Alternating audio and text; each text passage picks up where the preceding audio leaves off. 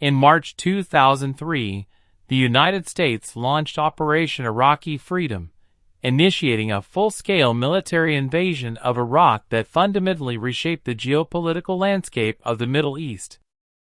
President George W. Bush presented the military intervention to the world as an urgent national security necessity, insisting that dictator Saddam Hussein possessed active stockpiles of weapons of mass destruction and maintained dangerous ties to international terrorist networks. However, for those on the ground, this campaign was not the sudden start of a new conflict, but rather the explosive culmination of a low-intensity, de facto war that had quietly persisted for 12 long years. Ever since the conclusion of the 1991 Gulf War, American and British air forces had continuously patrolled northern and southern no-fly zones, engaging in routine combat engagements with Iraqi air defense batteries that actively targeted Allied aircraft. Behind the doors of the Pentagon, military planners had maintained a contingency invasion blueprint for years known as Operational Plan 1003. Yet, as the push toward war accelerated, this established strategy became the source of intense internal conflict. The original OPLAN 1003 relied on traditional military doctrine, demanding massive troop deployments and a slow, heavily fortified approach. Defense Secretary Donald Rumsfeld fiercely rejected this concept, favoring a transformed military vision that emphasized speed, high-tech precision, and significantly reduced troop levels. Rumsfeld insisted on trimming force requirements even further for the post-conflict phase, causing severe friction with high-ranking military leaders like Central Command's General Tommy Franks.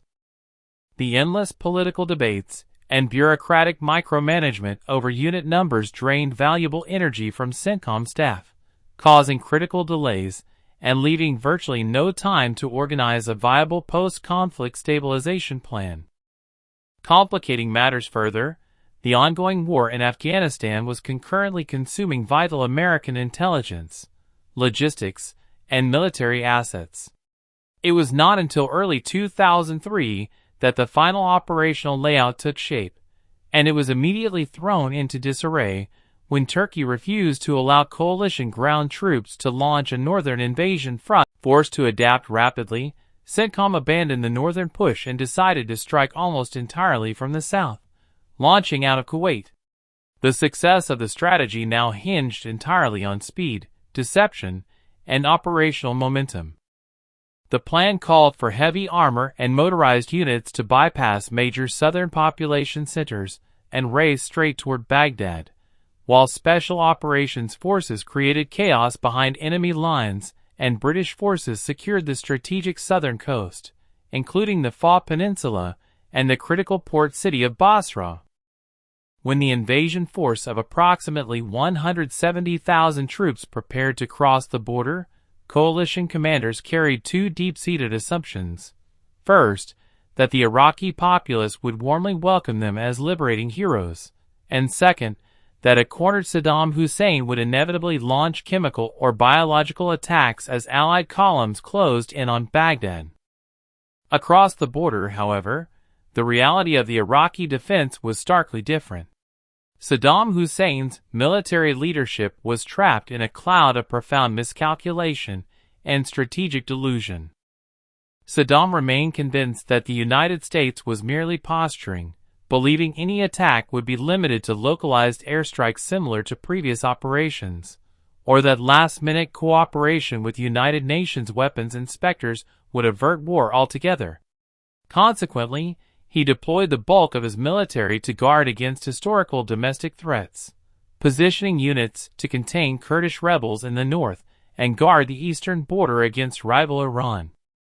Even Iraq's most elite units, the Republican Guard, were dispersed across the country to prevent potential military coups against the regime rather than organized to repel an external invasion force. On paper, Iraq commanded a formidable force of over 1 million active and reserve personnel, but Western intelligence correctly assessed that only around 350,000 were combat efficient. Out of their vast arsenal of 4,000 Soviet-era tanks, fewer than half were operational. Crucially, decades of ruthless political purges within the military meant that true tactical competence was systematically replaced by each party loyalty. Brilliant military minds were sidelined or executed, leaving high-level commands in the hands of political sycophants, who were entirely incapable of leading a modern war effort against the most technologically advanced military machine on Earth. On March 17, 2003, President Bush issued a final 48-hour ultimatum demanding that Saddam Hussein and his son surrender power and leave Iraq or face immediate military action. Unbeknownst to the world, covert special operations teams were already operating deep inside Iraqi territory, securing vital intelligence and preparing transit routes. 2 days later, on March 19, American stealth aircraft dropped precision munitions on Dora farms outside Baghdad in a targeted decapitation strike aimed at eliminating Saddam before the war even officially started. Although Saddam was not present, it marked the beginning of an aggressive hunt targeting senior Iraqi leadership. On March 20th, as international news networks broadcast live footage around the globe, a massive barrage of precision cruise missiles and heavy airstrikes slammed into command, control, and communications infrastructure across the Iraqi capital. Simultaneously, coalition ground forces surged across the border from Kuwait, launching Operation Cobra II ahead of schedule, due to intelligence warning that Iraqi forces intended to sabotage the massive Rumaila oil fields. Morale among American and British troops was high, fueled by months of intense training and overwhelming technological superiority. Heavy armored formations, led by the U.S. 3rd Infantry Division and the 1st Marine Division, pressed rapidly into the Euphrates River Valley. Coalition forces successfully secured the Rumaila oil fields before widespread destruction could occur, while Royal Marines, backed by Australian naval vessels and Polish commandos, engaged in sharp fighting to capture the strategic deepwater port of Mkazar. In the west and north, special forces conducted aggressive raids alongside Kurdish Peshmerga fighters to tie down Iraqi divisions and simulate a full-scale multi-directional invasion. Despite early rapid gains, coalition forces soon encountered a dynamic they had not fully anticipated. While regular Iraqi military units often retreated or dissolved, coalition supply lines and advancing columns came under fierce, asymmetrical attacks from irregular paramilitary fighters known as the Fedayeen Saddam. Dressed in civilian clothing and operating out of light trucks, these fanatical non-uniformed fighters utilized swarm tactics, launching RPG and small arms ambushes against vulnerable logistics networks. The brutality of this irregular resistance became tragically apparent on March 23 in the southern city of Nasiriyah, when an 18-vehicle convoy from the U.S. Army's 507th Maintenance Company took a wrong turn directly into enemy territory. Iraqi fighters ambushed the poorly protected logistics unit, killing 11 American soldiers and capturing 7 others. The ambush triggered the bloody Battle of Nasiriyah as elements of Task Force Tarawa rushed to secure critical bridges over the Euphrates River and the Saddam Canal. The engagement quickly devolved into absolute chaos. Supporting armor was forced to pull back temporarily to refuel, leaving infantry units exposed to intense mortar and small arms fire from surrounding buildings. In the fog of war, friendly fire incidents took a devastating toll, including a tragic strike where an American A-10 Warthog aircraft accidentally attacked in friendly position. Although coalition forces eventually secured the city and cleared Ambush Alley, the loss of 18 Marines in a single day shattered the early illusion that the invasion would be a swift, bloodless triumph, sending shockwaves back to military planners in Washington. At the same time, the coalition's technological edge suffered a brief strategic setback on the night of March 23. A deep strike mission involving over 30 Apache attack helicopters targeting Republican Guard positions near the Karbala Gap went horribly wrong. Iraqi forces, alerted by cell phone networks, set up an improvised anti-aircraft defense, creating a wall of small arms and heavy machine gun fire as the low-flying helicopters approached. 31 of the 32 Apaches suffered extensive battle damage, with one being shot down and its crew captured. Combined with a blinding, multi-day sandstorm that blanketed the country on March 24, the coalition's ground momentum ground to a sudden halt. Iraqi state media seized on these developments, broadcasting furious propaganda claiming that American forces were bogged down and suffering catastrophic defeats at the hands of the Iraqi military. To control the narrative on the home front, the Pentagon implemented a revolutionary and deeply controversial media strategy by embedding over 600 journalists directly within military units. Proponents argued that embedded reporting provided unprecedented, real-time transparency and protected journalists in a high-risk combat zone. Critics, however, asserted that proximity to the troops led to emotional bias, turning war coverage into thrilling, sensationalized entertainment that focused heavily on tactical firefights while obscuring the broader strategic failures and civilian casualties.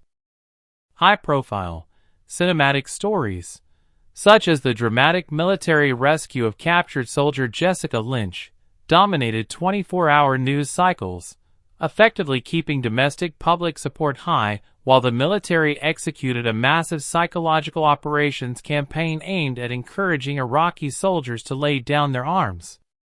By March 29, as the sandstorm cleared, General Franks authorized the resumption of the offensive toward Baghdad. While commanders debated whether to slow down to secure supply lines in cities like Najaf and Samoa, Major General Jim Mattis and other field commanders pushed for relentless speed. The final, critical obstacle guarding the southern approach to the capital was the Karbala Gap, a narrow corridor of land between Lake Razaza and the Euphrates River. Iraqi command systems, however, were collapsing into complete institutional psychosis. Senior Ba'athist officials continued to feed Saddam Hussein fabricated reports of massive American casualties, while Saddam's son, Qusay, made erratic operational decisions.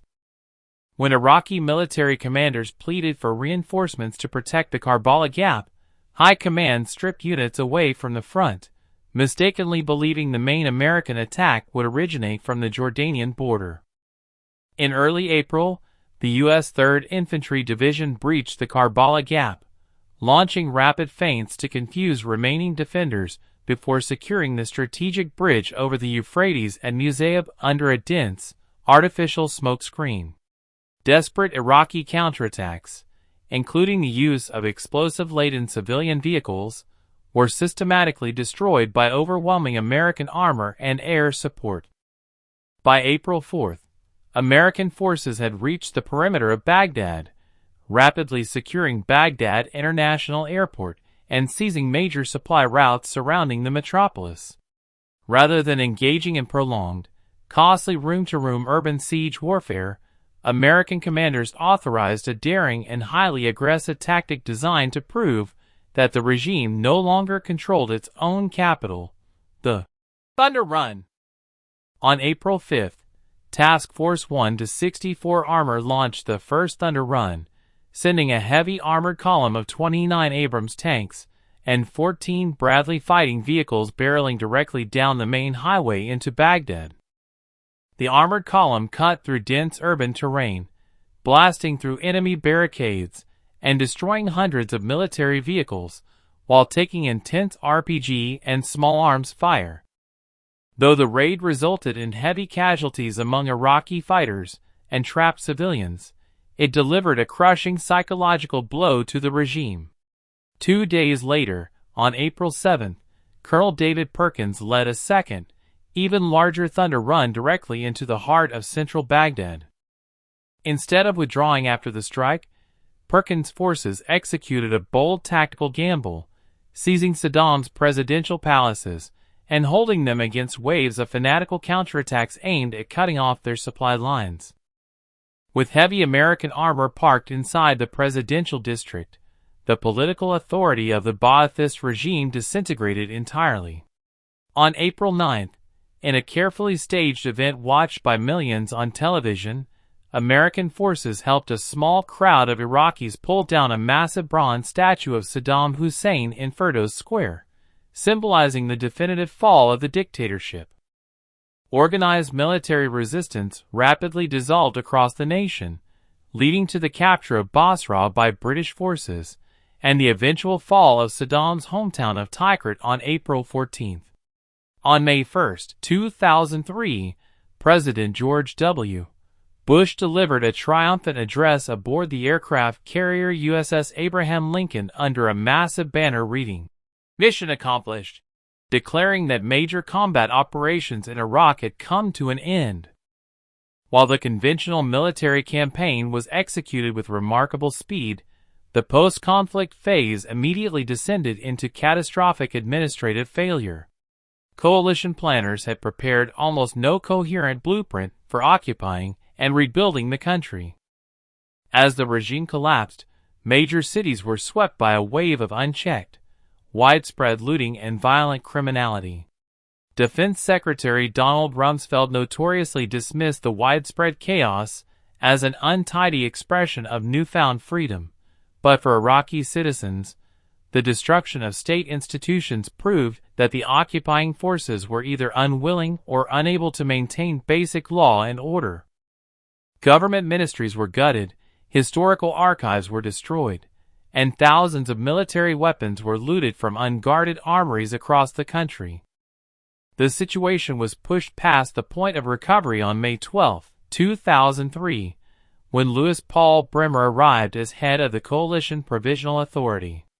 Within days of taking office, Bremer issued two disastrous executive decrees: CPA Order 1 to completely purge members of the Ba'ath Party from public employment, and CPA Order 2 to dismantle the entire Iraqi military, intelligence apparatus, and security forces.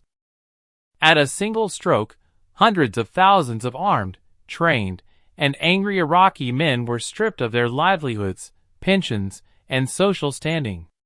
Rather than creating a stable, democratic foundation, the United States created a massive power vacuum, alienating the local population and providing an endless supply of recruits for an emerging, lethal insurgency. The swift, conventional victory of Operation Iraqi Freedom quickly spiraled into a devastating, multi-year conflict, proving that while taking Baghdad required only 3 weeks, the real war was only just beginning.